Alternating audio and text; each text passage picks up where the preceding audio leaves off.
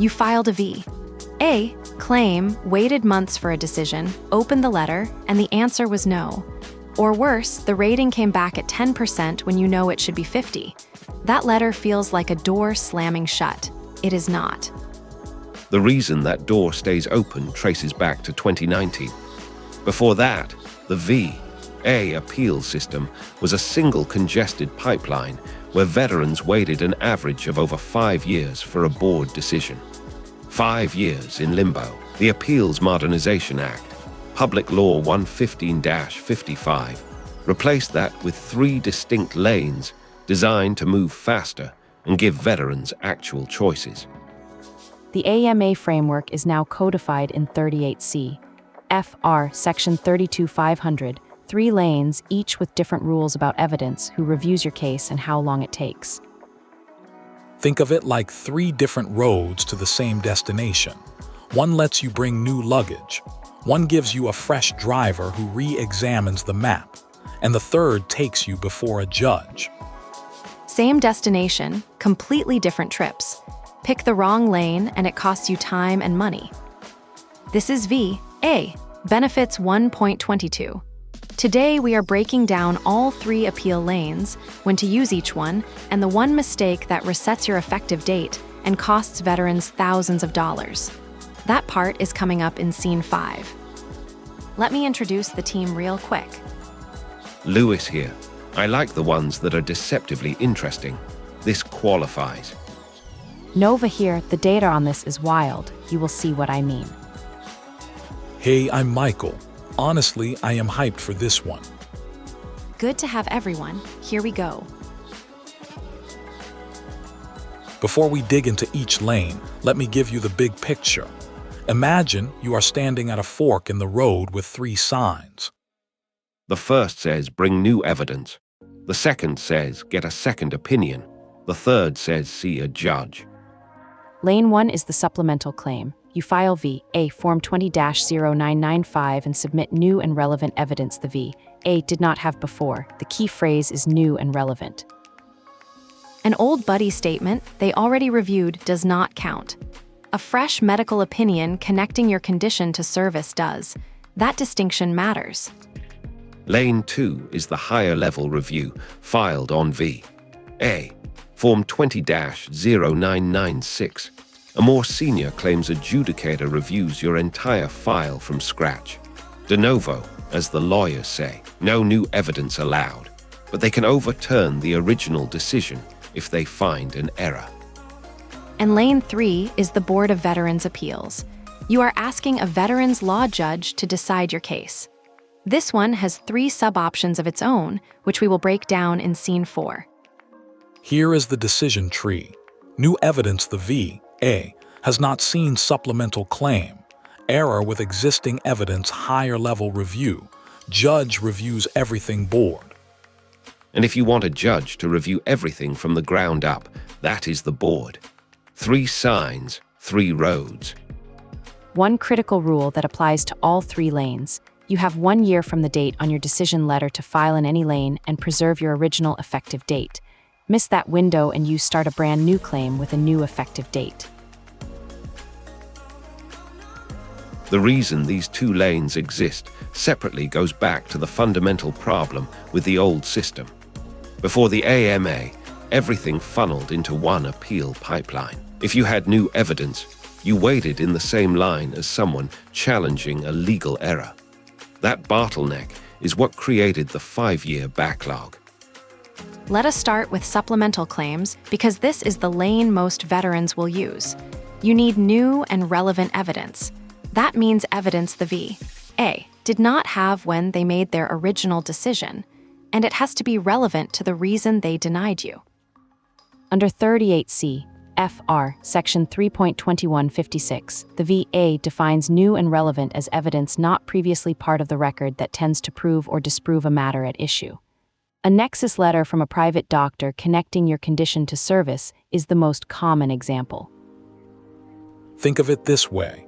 The VA looked at your file and said the puzzle is incomplete. A supplemental claim is you handing them the missing piece, but it has to actually be a missing piece, not a duplicate of something already in the box. Now, higher-level review is a different animal entirely. You cannot submit any new evidence. Instead, a senior reviewer looks at the exact same file and asks one question. Did the original reviewer get it right? The HLR reviewer can identify clear and unmistakable error, or they can find that the evidence was weighed incorrectly. They also have the authority to order a new medical exam if they believe the original exam was inadequate. That is a common misconception. People think no new evidence means no new exams. Not true. And stick with me here, because the board option in the next scene is where veterans have the most power and the most confusion. The Board of Veterans' Appeals is where your case goes before a veterans law judge. This is not a courtroom with a jury. It is one judge reviewing your file and making a binding decision. You file using VA Form 10-182.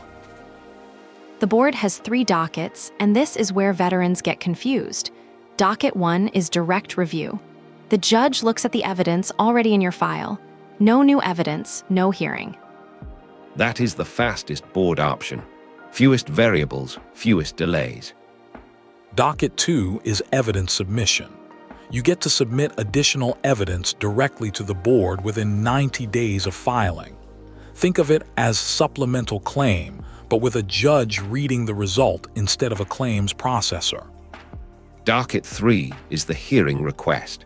You get a personal hearing with the veterans law judge, either in person at a regional office or by video conference. Historically, this docket has the highest grant rate because the judge hears your story directly, but it also has the longest wait.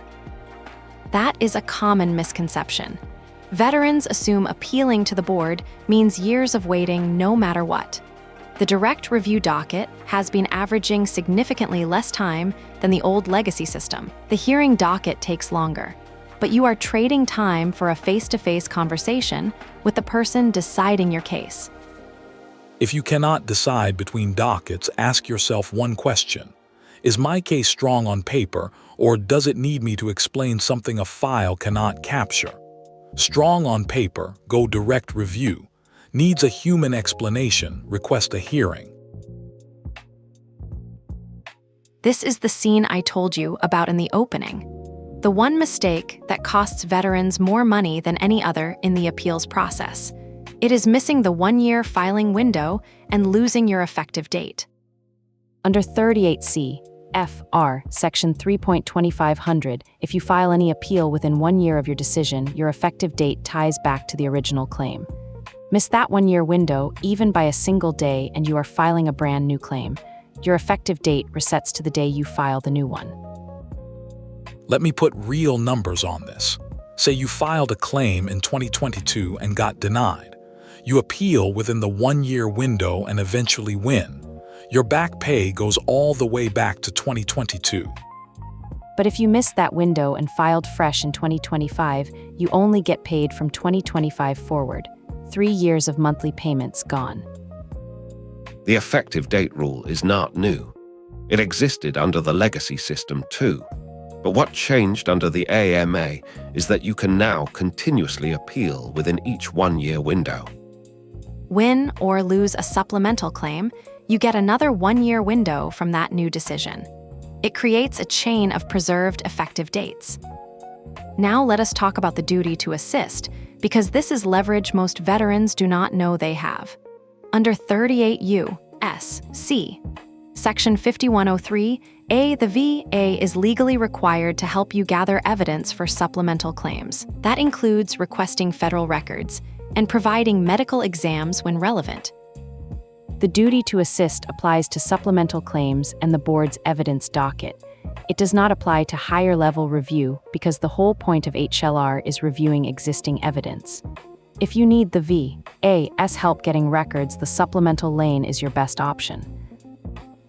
If you forget everything else from today, remember this. File within 1 year, every time, no exceptions.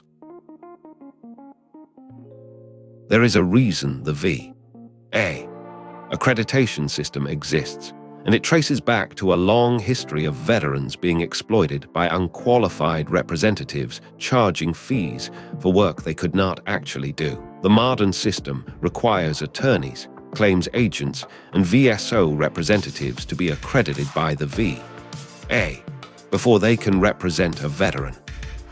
So when do you actually need professional help? The short answer is complexity. If your case involves multiple conditions, secondary service connections, or conflicting medical opinions, a VA accredited attorney or claims agent can navigate the legal arguments you should not be making on your own. Under 38 U.S.C. Section 5904, attorneys cannot charge more than 33% of your past due benefits.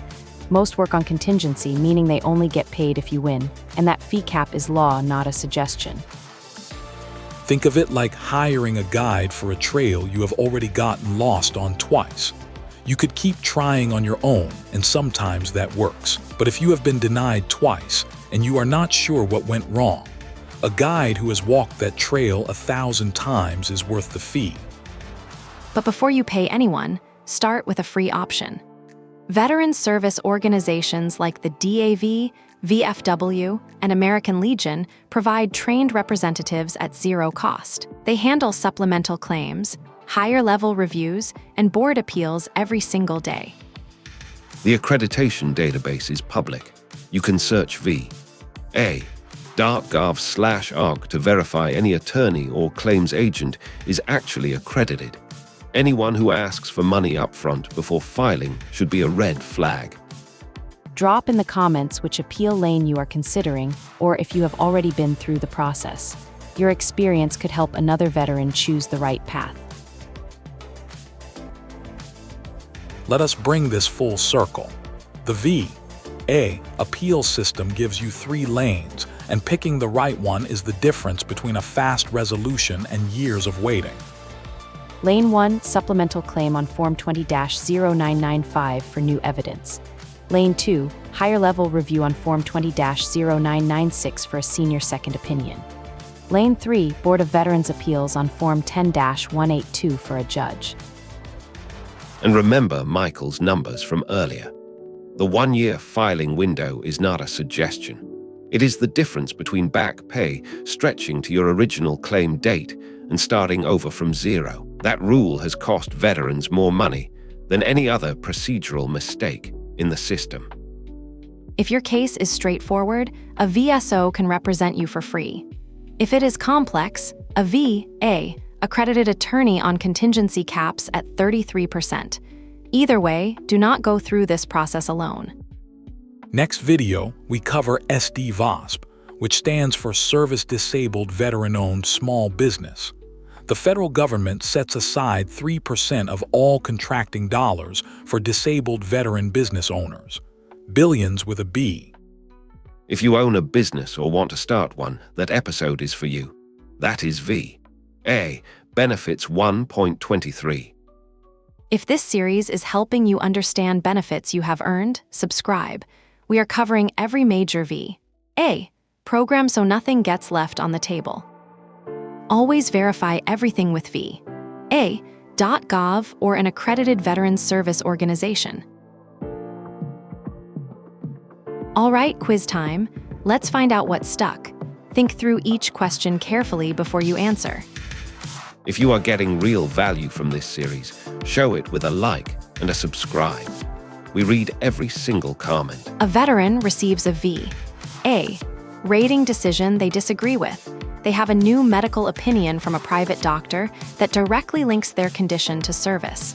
This evidence was not in the original claim file. Which appeal lane should they choose?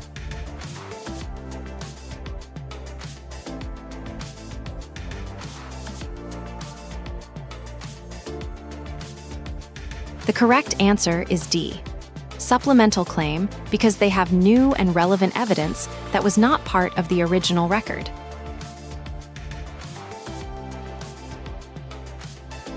A veteran was denied a disability claim in March 2024. They want to appeal but are unsure which lane to choose. It is now February 2025. What is the most critical deadline they need to be aware of?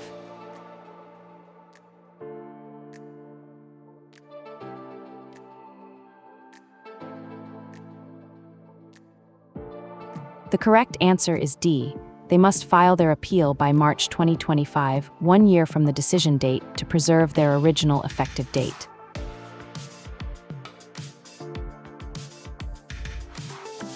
A veteran is considering hiring a VA, accredited attorney for their board appeal. The attorney proposes a contingency fee arrangement. Under federal law, what is the maximum fee the attorney can charge?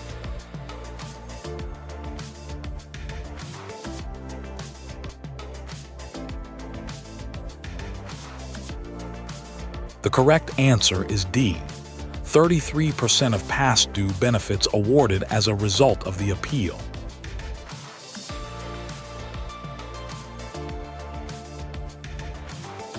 Lewis here. The piece that matters most is the historical shift. Before 2019, you had one road and it took 5 years. Now you have 3 lanes built for different situations. The system is not perfect, but it is measurably better than what came before. Michael jumping in. The analogy I keep coming back to is the fork in the road. Supplemental claim when you have new luggage. Higher level review when the first driver missed a turn. Board when you want a judge behind the wheel. Match the lane to your situation, and the process works in your favor. Nova here, the number that should stick is 1 year. 38 CFR, Section 3.2500 gives you 1 year from every decision to keep your effective date alive. That is not a guideline, that is the law. And the part I keep coming back to is the free help. VSOs exist specifically for this. DAV, VFW, American Legion. Accredited representatives who do this every day at no cost. You do not have to navigate this alone. Next video, we dig into SD-VOSP, service-disabled, veteran-owned, small business federal contracting. Billions of dollars in set-aside contracts that most disabled veteran entrepreneurs have never pursued. That is V. A. Benefits 1.23. If this series is helping you claim benefits you have earned, subscribe. We are covering every major V. A. program so nothing gets left on the table. Professor Erica, signing off.